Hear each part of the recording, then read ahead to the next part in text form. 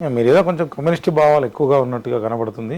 నా ఉద్దేశ ప్రకారం సరే కమ్యూనిస్ట్ అంటే అంత పూర్తిగా వెళ్ళకున్నా ప్రజలకు కూడా అదేం ప్రపంచం మొత్తం కూడా ఇంక్లూడింగ్ చైనా కూడా అదేం పెద్దంతగా రుచించలేదు. చైనా అనేది ఒక కమ్యూనిస్టు పార్టీగానే ఉంటుంది, కానీ వాళ్ళు కూడా ఈ రోజున మీరు చెప్పేదానికి వాళ్ళు కూడా ఈ క్యాపిటలిజం అయిపోయి మళ్ళీ ఎంత అభివృద్ధి చెందారో కూడా మీరు కూడా చూసే ఉంటారు, వినే ఉంటారు, తెలుసుకునే ఉంటారు. ఏం చెప్తారు మీరు?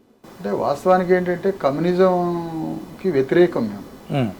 అంటే భావాలు కాస్త అట్లాగే అనిపిస్తుంది. మీరు దాన్ని అందరికీ వంచాలి, దాన్ని అందరికీ చేయాలి అనేది దాదాపుగా ఆ యుజంలో అట్లనే ఉంటుంది. కన్నతల్లి బిడ్డలందరికీ అన్నాన్ని సమానంగా పంచిద్దా, ఒకడికి ఎక్కువ ఒకటి తక్కువ పెట్టింది. సమానత్వ భావన. గౌతమ బుద్ధుడికి ఏమన్నాడు కమ్యూనిస్ట్ పార్టీ తెలుసా?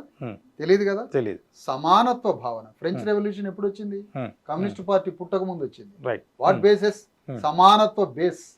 సమానత్వము, స్వేచ్ఛ, సోదర భావాలు అనేటువంటి భావాల మీద ఫ్రెంచ్ విప్లవం వచ్చింది. సరే సార్, దీనికి కమ్యూనిస్ట్ దాస్ క్యాపిటల్ రాయకముందు, మార్క్స్ పుట్టక ముందు వచ్చింది ఫ్రెంచ్ రెవల్యూషన్.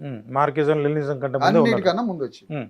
సమానత్వ భావనని కమ్యూనిస్ట్ పార్టీ మార్గాన్ని అనుసరించొద్దు అన్నాడు అంబేద్కర్. ఎందుకంటే మనకి ఒక ఆల్టర్నేటివ్ ఫిలాసఫీ ఉంది, పూర్వీకుల ఫిలాసఫీ ఉంది, జ్యోతిరావు ఫూలే భావన ఉంది, శివాజీ రాజ్యం ఉంది. శివాజీ రాజ్యంలో అంతా సమానత్వ భావనే. శివాజీకి ఏమైనా కమ్యూనిస్ట్ పార్టీ తెలుసా?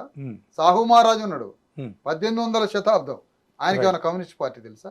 అంటే మేము ఎందుకు అంటున్నాం అంటే కమ్యూనిస్ట్ పార్టీ మాకు అంటకూడదు అనేది మా భావన. అది ఎందుకంటే వాళ్ళకి గమ్యం మంచిగానే ఉండొచ్చు కానీ